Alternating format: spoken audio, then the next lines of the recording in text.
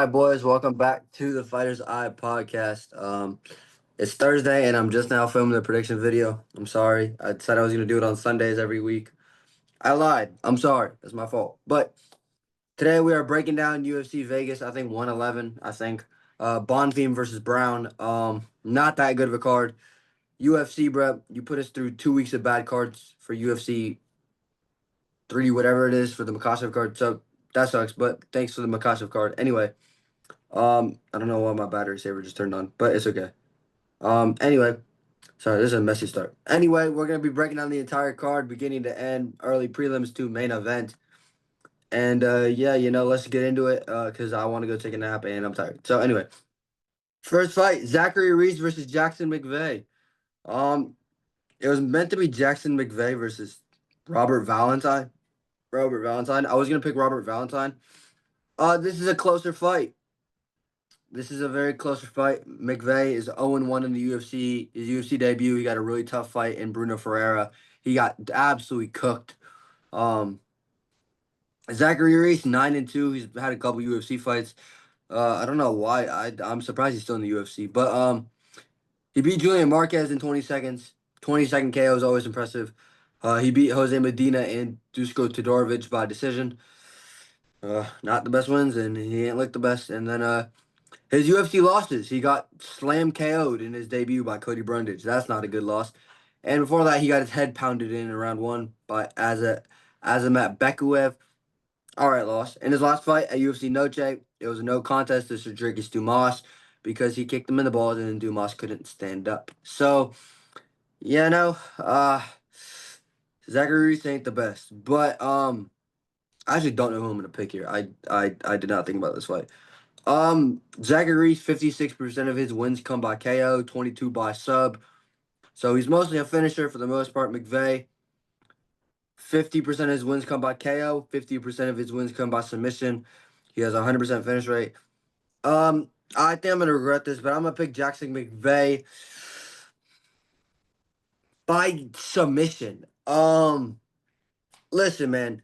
I think it's McVeigh submission or Reese KO. I don't see this fight going the distance. Reese hits really hard and he throws the most wild punches. So if you just time a counter hook right, you'll land it. Like his punches come like this. He's like a rock'em sock'em robot, bro. He doesn't have technique. He has some good front kicks to the body and like an alright body kick, but Reese is not that good. His submission defense is not that good, and McVeigh is quite decent. I know he just got subbed by Bruno Ferreira, but I think Bruno Ferreira brutally like head kick KO Zachary Reese into a whole different dimension.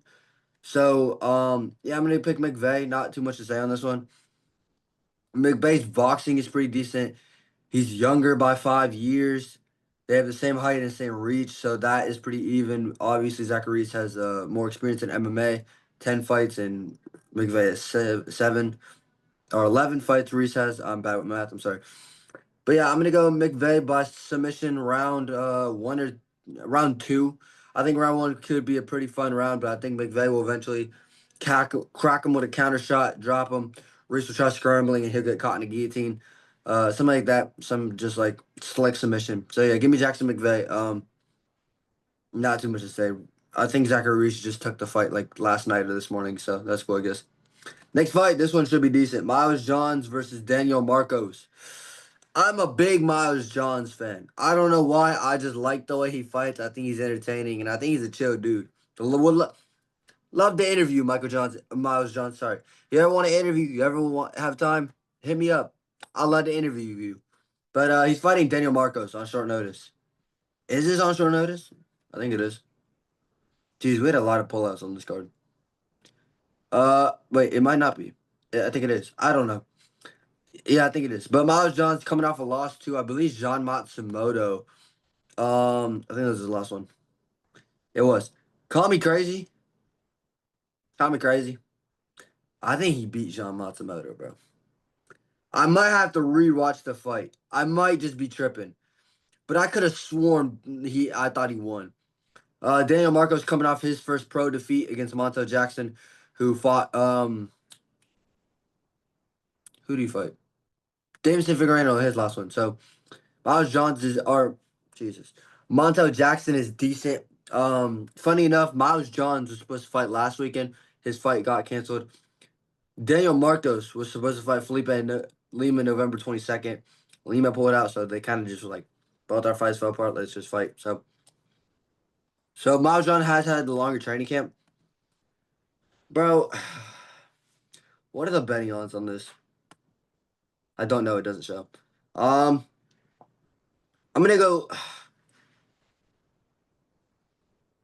I feel like Miles Johns is definitely an underdog. I'm gonna go Daniel Marcos.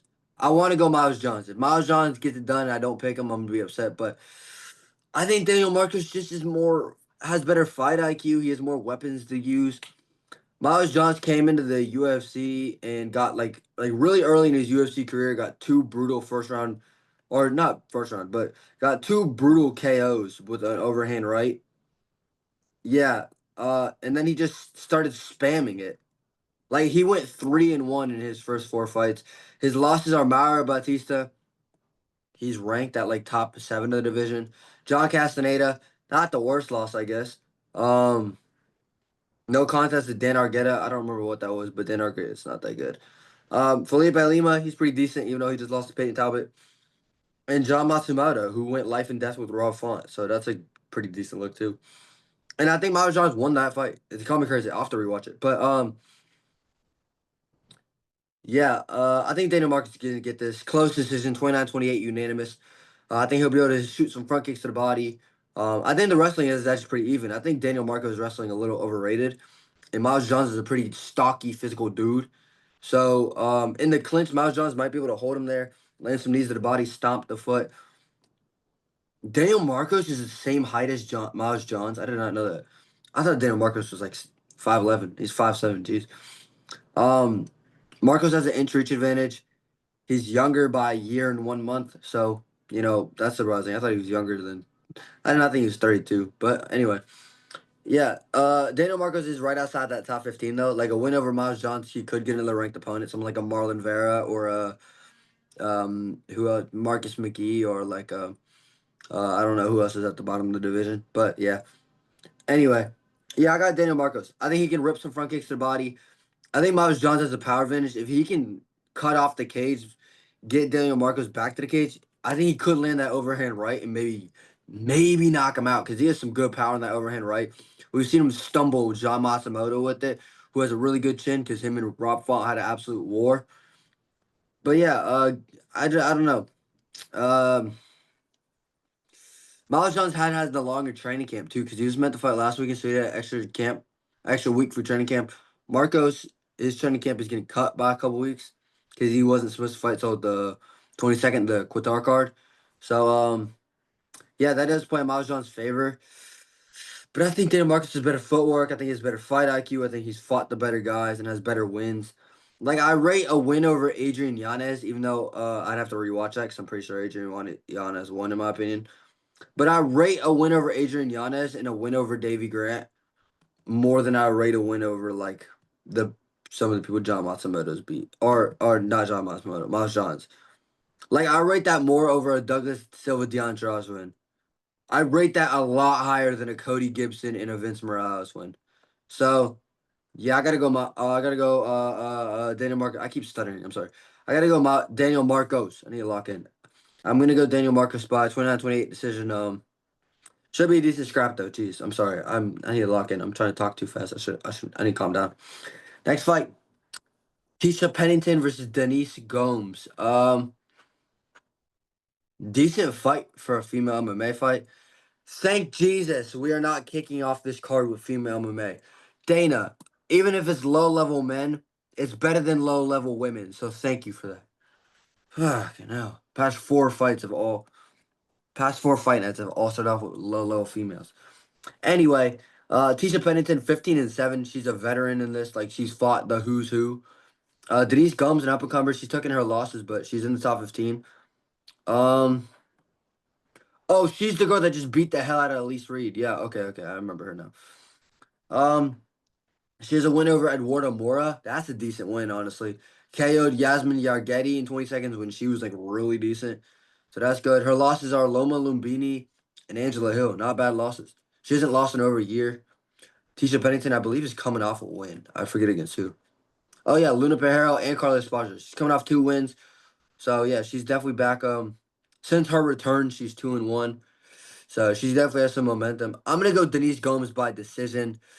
29-28 split decision. Classic low ranked female fight. Gomes cracks her and wins the first round pretty clearly. Tisha Pennington mounts a little comeback in round two and like starts flicking a jab and a leg kick and a jab, a leg kick, a lead leg kick, and another leg kick, just like basic attacks. Denise misses a couple overhands, starts to gas. Tisha gets round two and and a really close thing. And then round three comes and it's all for Tisha Pennington, but round one, Denise Gomes wins. Round two, one judge gives Pennington, the other two give Gomez based off damage because she lands the harder shots, even though Tisha lands more strikes. And then round three, Tisha takes over, and it's like a really close, like, damn, I think Tisha Pennington got it. And then the decision's read, Denise wins based off damage because Tisha's eye is swollen or she has a cut, and she's. But yeah, I think, anyway, back to like that statistic thing. I think Tisha will be able to beat up the legs of Denise Gomes. She times her, ow, jeez, ow. Anyway, she times her leg kicks really well. My knuckle. She times her leg kicks really well, and Denise is very heavy on her feet because she'll stand there and try to rip big punches. So if Tisha sticks to the outside and rips leg kicks like a boxing combo, like for example, jab uppercut and then follows it up with a leg kick or 1-2 leg kick or one leg kick, it could actually wear down Gomes' legs to the point that she's not able to put the power she wants on the punches. So this is actually a quite decentable win for Tisha if she like has the right game plan. But I think Gomes hits harder. I think she has more submission ability. I think she's more the finisher.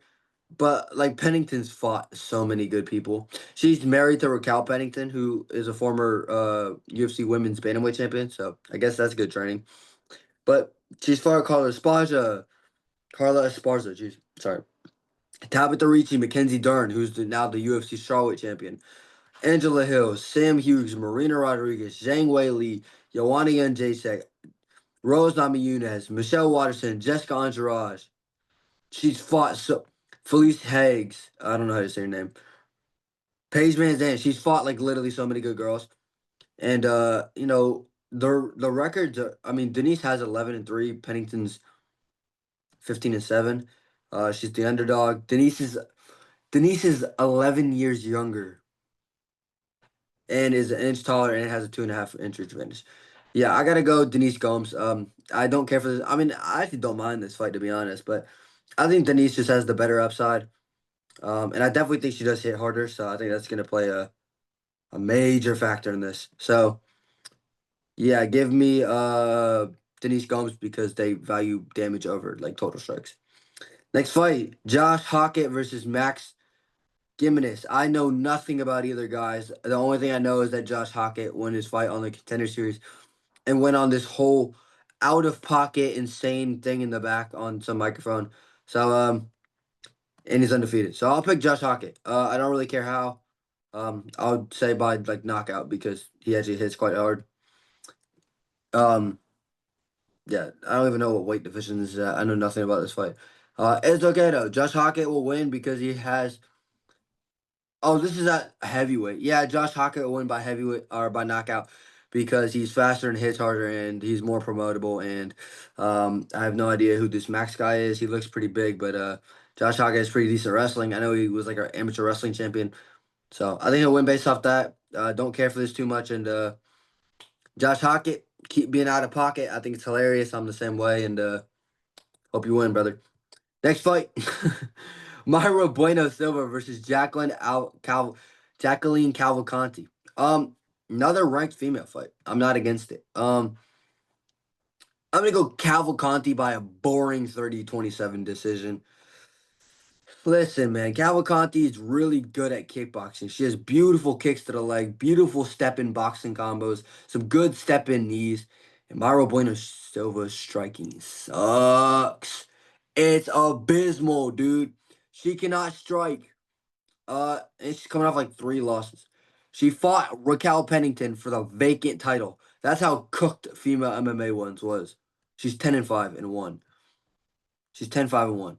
She beat Holly Holm in the main event, and she took drugs or something, and it was a no contest. I don't remember what it was. Loses to Raquel Pennington. Gets finished by Macy Stasson, who just had the worst performance in female MMA history. Jeez. Don't. It's going to piss me off if I talk about it. And then lost to uh, Jasmine Judavicius, who a weight class below, who Jasmine just got KO'd in like a minute and 4 seconds by Mior Font. So all of her losses are not aging good. So, and I think Raquel is coming off a loss to I don't remember who. Neither do I really care. Let me look though.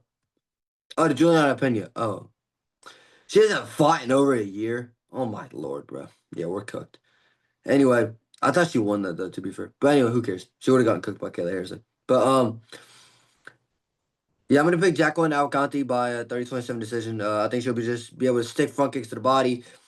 Myra's takedowns aren't even that good. Like her jujitsu is really good, but like her wrestling and like being able to get takedowns and in the clinch striking, pretty much all of her game is trash. But the jujitsu is good. I don't know how the hell she fought for a title.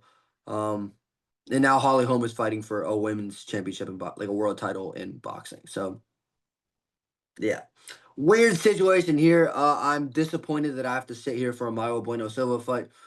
I hope she get head kick KO'd, but she probably won't. Knowing Jacqueline, she's like a point fighter who stays at range and shoots front kicks to the body and some body kicks. Maybe she'll like land a step into or rip a lead hook to the body into like an uppercut into another lead hook.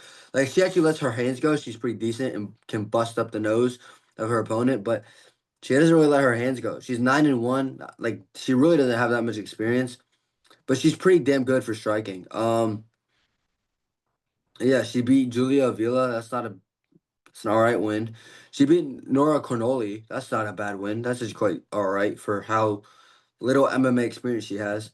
Um, yeah, she's 2 inches taller, has a 3.5 inch reach advantage. Yeah, I think Cavalcanti will get it by 30-27. I think 30-27 decision.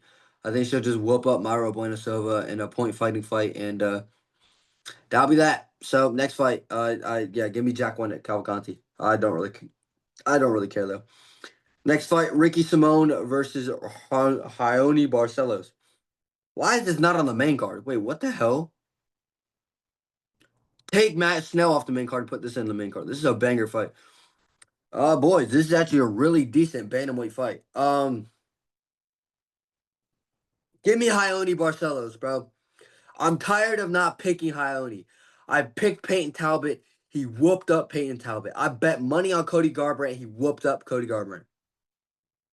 It's Honey Barcelos title run time. He's 38 and a half. He will beat Merab Dvalishvili. He is the Walmart Merab. Yeah, I'm on like real talk. I'm picking Hione Barcelos by decision. Ricky Simone, his striking's all right. He's on a win streak. He brutally KO'd Javid Basra, sent bro into the whole different dimension, bro. But yeah, he brutally KO'd him, and then back in June beat Camus Smootherman in a not so fun fight. But his last losses: Vinicius Oliveira, Mario Batista, and Song Yudong. Rob Font, Uriah Faber. He's only lost like really good comp in the UFC. And Hione is old, but he's right outside that top 15, man. If he comes out here and beats Ricky Simone, I'm not against him getting a ranked opponent. Like Payne, Cody Garbrandt, former UFC bantamweight champion, beat him. Payne Talbot, who was sleeping everybody, beat him. Finished Christian Quiones, who Adrian Yanez was meant to fight on this card. And now Adrian Yanez isn't fighting. So thank you, Christian, for dealing with some legal stuff. So now I can't see my boy Adrian. I hate you for that. But anyway, no, it's all right. I understand things happen. But still, bro, I want Yanez. But yeah, anyway, I'm sorry. I'm so sorry. He lost to Kyler Phillips. Not the best loss. Umar Nurmagomedov, he got slept by in round one. That was not a good look. So he has some losses, but like it's not the worst. But I'm going to Hione Barcelos, dude. I think Hione will get it done. I think he'll be more No, sorry. I think he'll be more accurate on the feet. I think Ricky will throw the more output. I think he's the power advantage, and I think the grappling will kind of cancel each other out. And I think Ricky's the overall better wrestler. But like, doesn't Hione have like an 84%? He has like I believe the exact number is at 84% takedown defense. It's either 84 or 86. I'd have to check. Let me check. I believe it's actually 84. I could have sworn I heard this link YouTube video. I think it was Bedtime MMA that said that. Uh, he has an 84. Oh wait, that's his 85. Shut up. We're counting as 84. But we're counting that as 84. 84 is closer to 85 is closer to 84 than it is 86, and I say so. So yeah, give me bro, I'm sorry, this prediction video is trash. But yeah, give me Ione Barcelos. I think he'll just be wiser. Like Rocky Simone does have more pro fights, and he kind of has fought in the main event, has that more advantage. So maybe and he's the slight favorite, but I'm trusting the Unk. I'm trusting in the Unk. Give me Ione Barcelos. I actually think he'll pull this off. And I'll tell you why. Cody Garbrandt hits pretty damn hard, and Ione did get dropped in round one. But he wasn't like dropped like, oh, it might be it. It was like, oh, he just got clipped and dropped, and he's right back up. So yeah, give me Ione. I actually like him too. We're actually meant to do an interview. I actually don't know what happened to that. I don't think I followed up. Oopsie. I'll follow up after the fight. But listen, win or lose. I'm not no weirdo. But listen, yeah, just get my Ione Barcelos. I quit on this prediction. I trashed it. But I think Ione Barcelos will get this win. Next fight. Is this the feature prelim? It is. Okay. Jamal Emmers versus Hyder Emil. Um, I'm picking Hyder Emil. By decision. Actually, yeah, give me Hyder Emil. It's minus 115 on both sides. I don't know why. I expected Hyder Emil to be like a 3-1 favorite. But then I remember Jamal Emmers just like randomly sleeps people he shouldn't sleep. So, because he hits really damn hard. But I think Hyder Emil's pressure will be too much. Hyder Emil will walk into shots, which I'm just nervous his block head will get hit with like the filthiest shot, like a filthy uppercut and get slept. But I'm trusting him to win here. He beat William Gomez, who's a really good win for him for his like third UFC fight. He knocked out Jiong Yong Lee, don't know who that is, and knocked out Fernie Garcia. I also don't know who that is. So he knocked out some good guys in the UFC. They're not good because I have no idea who they are. His last fight, he got slept by Jose Delgado in 26 seconds by a knee in the clinch. But we're not gonna talk about that. So yeah, I think Heinerman was quite decent. He was undefeated, just lost to Jose Delgado, and he's stepping in on short notice. Jamal Emmers was meant to fight Austin Bashi. I was gonna pick Jamal Emmers, by the way, but yeah, this is a tough one to take on short notice. This is a tough one. Um, his last four fights, he's 2-2. Lost to Jack Jenkins in a fight he could have won. Knocked out Dennis Bazoukian. Got knocked out by Nate Landwehr, and then just knocked out Gabriel Miranda. He's also been submitted by Pat Sabatini. That's not a bad loss. And has a split decision loss to Giga Chikadze. That's not a bad loss either. So Julian Rosa also isn't a bad loss. So he actually doesn't have a bad loss. Like his worst loss is Nate Landwehr. That's not even a bad loss though. So yeah, he does have like he's pretty damn decent. I think Jamal Emmers is underrated. I've been watching him for a minute. I've been a fan for a minute. There's just like it's a hard like if this was a full camp Jamal Emmers, I might pick him to KO Hyder Emil, but Hyder Emil and Austin Bashi have really different styles. Like Austin Bashi's a pressure wrestler, kind of like a Timu Khabib, but American. Like he'll just take you down, hold you down, submit you. Hyder can wrestle and he can strike and he has a good chin and he has really good cardio and he throws output. It's a really like Jamal Emmers hits really hard. Austin Bashi does not have good striking. If if Austin Bashi couldn't get the takedowns, I think Emmers would have went out there and slumped him. But like Hyder Emil's still right outside that top 15. And if he goes out here and breaks Jamal Emmers and gets a TKO, actually, you know what? I would say TKO round 3 for Hyder Emil. I've seen Emmers fold in fights. Now that I remember that. So I think Hyder will break him late, TKO him round 3 after an absolute war. This will be the fight of the night, I believe.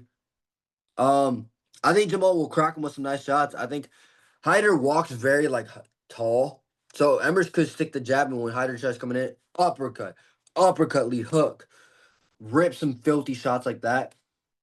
But I'm gonna trust Hyder Emil. I think he has the better wins, like recently, like the winner of a William Gomez a rate over any win Jamal Emmers has had in his career. So that and Hyder Mill got hit with some filthy shots by Gomez, who's an accurate striker. So yeah, give me Hyder Mill, but this one will be an absolute fun one. Next fight, Marcio Tulio versus Christian Rodriguez. I'm picking Tulio by decision, dude. I love me some Marcio Tulio. His last fight, UFC 314 against Tresean Gore, beat the brakes off that boy. Dropped him like 4 or 5 times, hit him with a flying knee, some nasty straight shots, ripped him up. Before that, absolutely freaking smoked Ihor Putiaria. Has a win over Yusur Belgori, who just beat Asmat Bekuev a couple weeks ago at UFC Canada, so that's a good win. He's fighting Christian Rodriguez, who is quite decent. His only losses are, I believe, Armin Petrosian, who was good in the UFC and then got cut for like 2 fight losing streaks, even though there's people in the UFC with like 4 fight losing streaks. But and Gregory Rodriguez, but he hasn't lost in over a year. He's on a 2 fight win streak. Just knocked out Eric Anders with a spinning elbow. Has knocked out Dennis Tutulian. Knocked out. Oh no, that was an injury against Dusko Todorovic. He beat Andre Puliev, who's not the worst. Who's not. He's all right. He's a and knocked out Claudio Ribeiro, who yeah, like the people he's supposed to knock out, he's knocked out. So that's what matters. Christian Rodriguez, and Marcio Tulio are hard hitting kickboxers. So this also could be the fight of the night. I just think Tulio has the higher ceiling. I think he hits a little harder. I think Christian is more accurate, but I think when Tulio lands, it'll have a bigger effect. Yeah, Tulio's insane. Like he mixes it up, spinning back kick to the body, flying knees, nice boxing combos, heavy calf kicks, front kicks to the body, step and lead elbow, uppercuts, like he spinning elbows. Christian also does have some net. Christian has some nasty step in knees to the body. He's nasty in the clinch. He'll hit you with an uppercut. He'll hit you with some nasty, filthy elbows that will split you open. As we saw in his last one, he has some nice ground and pound after he hit him with that spinning elbow. This fight will be absolute war. I think Christian's better in the clinch. Grappling is pretty. I don't know. I haven't like really seen grappling that much from Tulio because he hits so hard that when he lands flush, it drops you, and then he just follows up. I believe he does have some submission wins. Um. So yeah, he has one submission win, bro. So yeah, he's just not a grappler. He's more like a stand and bang. And Christian Rodriguez also has one submission win. So I don't think anybody's getting submitted here. I will pick Tulio by decision, 29-28. I think Christian will get this first. I think Christian will start off quick. I think he'll touch Tulio in a speedy manner. Like I think he'll be quicker than what Tulio thinks. But when Tulio gets that timing, I think he'll be able to rip some nasty hooks to the body. Like when Christian tries stepping in with jabs, Tulio can rip to the body, and then rip up top. Yeah, and also Christian or Tulio does this thing. He throws flying knees to the body sometimes, which is cool. So that could also work. And yeah, I could even see him hurting Christian Rodriguez with a flying knee to the body or hurting him with a nasty front kick to the body. I think he'll get the last 2 rounds and win a close, like 29-28 decision. And then Tulio might be 1 fight away from ranking. I really like Marcio Tulio. I really believe in Marcio Tulio, and I think this fight will be a banger. I think they'll chew each other's calves up. Like I think Christian will definitely try to hammer the legs pretty early, and I think that will also will help win him the first round is activity with leg kicks because he always throws lots of leg kicks. But yeah, I got Tulio on this one, but it's close. Uh, yeah. Anyway, featured fight or not featured fight? Next fight: Chris Padilla versus Ismail Bonfim. This is a good one, boys. Bonfim is the favorite. I'm picking Chris Padilla by decision. A little bit of bias. I really like Chris Padilla. Uh, Fun fact, and nobody knows this really. Before I started videoing my interviews, I didn't know how on Zoom. So I just was like, I don't know how, but I want to interview you.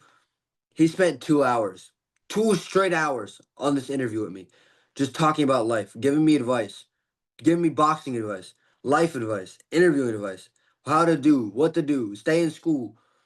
Like, and nobody knows that. But yeah, he did that. So I don't even know if he remembers it. It was over a year ago. It was like 2 years ago. But yeah, he's like the main reason why I started interviewing. Like that, like I hung up. Yeah, I stopped that interview and was like, damn, I can really do this. Like that was like a life changing moment. But anyway, not yeah. So that's partly why I'm picking him to win. Also, bro, he's just underrated. Like his last performance against Jai Herbert was a little not what we expected. It was more competitive than what I thought it was going to be. I thought Padilla was going to go out there and kind of beat him up a little more. But he has a finished win over Rong Zhu. He's beat Justin James, who I also have interviewed. But he beat Justin James, who's fought in the UFC, finished him too on the regionals. He submitted James Longtop. Mauricio Rufy could even finish James Longtop, and he lost the third round to Longtop. Padilla beat him in one round. So he's 3-0 in the UFC, but this one's going to be a tough one, boys. This one is going to be a tough one for him. Ismail Bonfim, I think, is the better Bonfim brother. Obviously, Gabriel Bonfim's in the main event. We'll get to that in a minute. But Ismail is 2-2 in the UFC. He got hit with a lead high kick and injured his eye against Nazim Sadikov. So it was only a 1-round fight. Nazim won by doctor stoppage, but he beat Vince Pichel and he brutally KO'd Terrence McKinney. So I love Terrence McKinney though, but his other losses to Benoit Saint-Denis. So Nazim Sadikov and Benoit Saint-Denis. Benoit is ranked. He's fighting Benil Dariush. I believe Nazim is gonna fight Hanata Moicano or fight somebody right outside that top 15. So that's also not a bad loss. But listen, boys, I'm taking Chris Padilla. I don't really care. I think Padilla's ground game is underrated. I think he has some good submission abilities, and we've seen Bonfim get submitted by Benoit. I'm gonna pick a split decision win for Padilla. I think Bonfim has the better weapons on the feet, like lead high kicks, like just has more kicking ability. I think he's a little more quick, but I think Padilla kind of does hit harder. Like he has some filthy elbows. If y'all saw that fight with Rong Zhu, the elbow he hit him with, like blinded him, like he swelled, like his entire eye just swelled all the way shut, and the ref called it or the doctor called it. It was a filthy elbow, and Padilla was already doing really good in that fight, ripping him up with some boxing combos. On the grappling, he was looking all right. Wasn't much grappling that one though, but yeah, I got Padilla, man. I really like him. I think he should get this done. Again, I won't be surprised if Bonfim wins because Bonfim is really good as well. And he's the minus 215 favorite, and he's younger. But like Padilla's an inch taller and has a 3-inch reach advantage. So he can stick some long boxing combos out there. And Padilla chews up the calf quite well, which I've noticed Bonfim struggles with. Like Benoit was chewing up the leg, Nazim was chewing up the leg. Even Vince Pichel was ripping up that leg a lot and was making Bonfim limp during the fight from leg kicks. So I think there's a lot of tape on where Bonfim struggles. And he doesn't make that much improvements in between fights. Like I just realized that. Like a lot of people are saying Bonfim round one finish over Vince Pichel. It was a 29-28 decision. And it was close. And I think Padilla schools Vince Pichel. Like I think Padilla is severely underrated in this one. And I like his nickname. I love tacos. So I like his nickname Taco. Um he's the homie. I'm gonna pick him to get it done. Give me Chris Padilla by split decision. Now the featured fight. Muslim Salikov versus Euros Medic. I don't know why in the hell Euros Medic is 2-1 favorite. I'm picking Salikov by round 1 or 2 KO. Like the king of kung fu. He's 41. He kicks so hard. He was like a 3-1 underdog against Carlos Leal and went in there and not killed him, slumped him in 40 seconds. In 42 seconds with a counter. He's spinning heel kick KO'd Song Kenan. He beat Santiago Ponzinibbio. He's on a 3-fight win streak. His last losses, Li Jing Liang, who is not a bad loss. Nicholas Dalby, who has beat the guy in the main event, Gabriel Bonfim. Not a bad loss. Randy Brown, he got KO'd by in round 1. But that's not a bad loss. Randy Brown's in the main event against Bonfim. We'll get to that in a second. But like he has no bad losses recently. So yeah, I think Euros has better boxing. I think he punches harder, but like I think Muslim Salikov should be able to keep him at distance. Um, he's at an inch reach disadvantage, but still, he has some good kicks to the body. Beautiful spinning back kicks. His boxing isn't bad either. We just saw it against Carlos Real. Pull back, right hand counter, slumped him, went face first. So I just don't see what the betting odds are seeing. But I'm picking Salikov by KO. I think he'll put him out of here. Like Euros Mendes literally got dropped by Gabriel Urbina, bro, in his last one. Like not that long ago.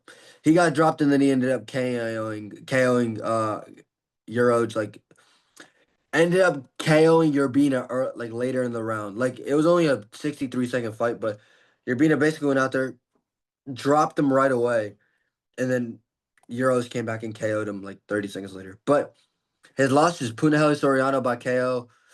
Punahele's not a bad loss, but getting slept like that, eh. Make-to-back Orobai, that's not a bad loss at all. Jalen Turner, that's not a bad loss at all. So he doesn't have any bad losses, but I think Salikov is just a level above where he is. He has way more experience. Like I think Salikov should, if he KOs Euros Medic, either get a top 15 opponent or fight Steven Thompson. Like he's at that point where he's up the upper echelon of the unranked welterweights. And like again, Salikov has just better striking overall, and he has more ways to win, and he has better fight IQ, and Euros can get overly reckless sometimes, and it causes him to get finished or cause him to get in a bad position in the grappling. So I think Salikov's got this all day. Um, Should be a good one though. But I got Salikov by round 2 KO, I'll say. So yeah, give me Salikov. Co-main event. I don't know why this is the co-main event. Masvidal versus Joseph Morales. This shit should be on the prelims. But Joseph Morales is a heavy favorite. He's a minus 250. I'm picking Masvidal by split decision or by unanimous, sorry. Joseph Morales looked really good in his. He just won the Ultimate Fighter. Looked phenomenal. Submitted Albedili Idris, who a lot of people thought was gonna win. That was back in August. Masvidal fought back in April on the Kansas City card, the Machado Gary versus Prates card, as the feature prelim, I believe it was. He didn't look bad against Jamie Flick. But like before that, he was on a 3-fight losing streak. Got submitted by Cody Durden, got KO'd by Steve Urseg, and got KO'd by Mateus Nicolau, and also got submitted by Brendan Royval in the past. What's he lost to? Pantoja, he's gotten KO'd by. Rob Font, he's gotten KO'd by. Tim Elliott, he's got submitted by. But bro, those are all good losses. They're either all ranked fighters in the past, ranked fighters now, or retired but weren't in the rankings. Like or the champion. He's gotten KO'd by the flyweight champion. Like no bad losses. I don't know why everybody thinks Joseph Morales is gonna come out here and cook him. I just don't see it. I think Morales' grappling has majorly improved. I think his submission offense has improved. But I think Masvidal is going to hit harder. And Masvidal has this thing where he can he can literally be getting beaten up for 4 minutes and 45 seconds. That final 15 seconds, he'll submit you. He'll randomly catch you, drop you, and ground and pound you out. Like Masvidal has amazing finishing ability, even if he's down bad in the scorecards or been getting beat up. And I just think that's something Joseph Morales can't like really overcome. Morales could be getting the better for the first 4 minutes, 45 seconds, but that's 15 seconds. He could shoot a bad time takedown and get guillotined and tap with like 2 seconds left. So Masvidal has a crazy luck ability, not luck, but he has a crazy ability to find that finish, even if he's getting brutally beaten. And I think he'll get a decision. I think it'll be a close fight. I think Masvidal will just crack him way harder. I can see Masvidal dropping Joseph Morales. I can see Joseph Morales shooting a bad time takedown and eating a knee to the chin and dropping. And I think he'll lose a unanimous. I think he'll lose a 29-28 decision. I think he'll win that first round pretty easily. I think Joseph will keep him at range, front kicks to the body, hit him with some clean counter hooks because Matt Snell is also pretty sloppy. But Snell is 2 inches taller and has an inch reach advantage, so he also has some more advantages coming into this fight. And only thing is Matt Snell has a bad chin. If you hit him really flush, he'll go out pretty decently. Like, but I just don't think Morales has that power to really put him down like that. And Masvidal is he's fought way better comp, and not a lot of people are realizing that. So yeah, give me this underdog. Give me Masvidal. I think he'll get him out there. His nickname is Danger for a reason. So I think he'll get this dub. Main event: Gabriel Bonfim versus Randy Brown. I'm picking Randy Brown by TKO round 3. Um, Bonfim's overrated. That's the bottom line. I understand why he's the slight favorite, but bro, he did not beat Stephen Thompson his last one. We all know that. Like his UFC career, some dude we've never heard of, he guillotined. Trevin Giles, who I don't even think is in the UFC because he kept losing, he guillotined. Then he got knocked out by Nicholas Dalby, who doesn't finish anybody. barely beat Angelusa, who Phil Rowe KO'd. Submitted Chaos Williams in like not that good of a performance, and then just gets the most robbery split decision over Steven Thompson. I don't rate his UFC career. Um, Meanwhile, Randy Brown, he's fought really freaking good guys. Like got a robbery, lost to Brian Battle. I think he won that fight. Knocked out Nicholas Dalby in a knockout of the year. Slumped him out cold. Who Bonfim got knocked out by. Beat Zaleski dos Santos. Slept Muslim Salikov. Got submitted by Jack Della, who is literally the welterweight champion. Chaos Williams, he's beat. He submitted Alex Oliveira. That's a decent win submitting him. He's fought Luque and lost twice, I believe, both by finish. Or maybe he hasn't fought Luque twice. I thought he did. But yeah, he got knocked out by Luque. Lost to Bilal Muhammad, who's like the number one ranked contender at welterweight. He's knocked out Brian Barberina. Like, I rate Randy Brown's career over Gabriel Bonfim's. And Bonfim's striking is not that good. His takedown accuracy isn't that good. His guillotine is phenomenal. If Randy Brown gets put in that position, gets guillotined, I think that's it. Like I think Randy Brown will tap. I don't think he gets out the guillotine or a Darce choke because Bonfim's submission game is really good. But his chin is he doesn't have the best chin. I think his chin's a little overrated. His striking defense isn't good. His striking offense is all right. He has some nice body kicks. He has some like he can kind of sting you. He doesn't have horrible power, but like he doesn't have power to knock out Randy Brown. Like he doesn't have that Jack Della Maddalena power. He doesn't have that Vicente Luque power. That's the bottom line. He doesn't. He just doesn't. He didn't even have power to knock out Nicholas Dalby. Randy Brown slumped him out cold in one round. So yeah, Brown is 35, Bonfim's 28. So yeah, but like Randy Brown has a 2-inch reach advantage and has a 5.5-inch reach advantage. He has so many advantages. He can stick that 1-2 out all day. Jab, jab, front kick to the body. If he can defend the takedowns, this is Randy Brown's fight. I was just watching like past just back some of his fights and realized like he's gonna be able to control Bonfim at range, rip some leg kicks. And I think Bonfim, and he has a bad gas tank. Bonfim does not have that good of a gas tank. Maybe Bonfim early can hold him against the clinch, knee him to the body, tire down the arms of Brown, hold him there, and get some control time. Maybe we can pull him down with a double leg. Late round one, get round one, maybe get round two. But after that, Randy Brown should be able to take over. Um, if Bonfim tries to step into with a boxing combo, Randy Brown can rip a hook to the body, rip a knee to the body. He has a beautiful overhand in close. He'll pull back overhand like he did with Nicholas Dalby. He can stand in that pocket and hit you. And I think he'll crumble Bonfim late round three, walking him down with some pressure, hit him with a sting jab, and boom, right on the chin with an overhand. Bonfim stumbles. Randy Brown starts ripping hooks against the cage, head and body. Bonfim just covers up, crumbles down, some ground and pound, and Randy Brown's in the rankings. He finishes Gabriel Bonfim same way Nicholas Dalby did. Just break him down, out cardio him, and finish him. That's really it. I like Randy Brown. I'm a Randy Brown fan as well. I have his autograph, so I hope Randy Brown gets it done.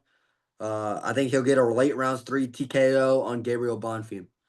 But yeah, guys, that was my UFC Vegas 111 Bonfim versus Brown official breakdown and prediction.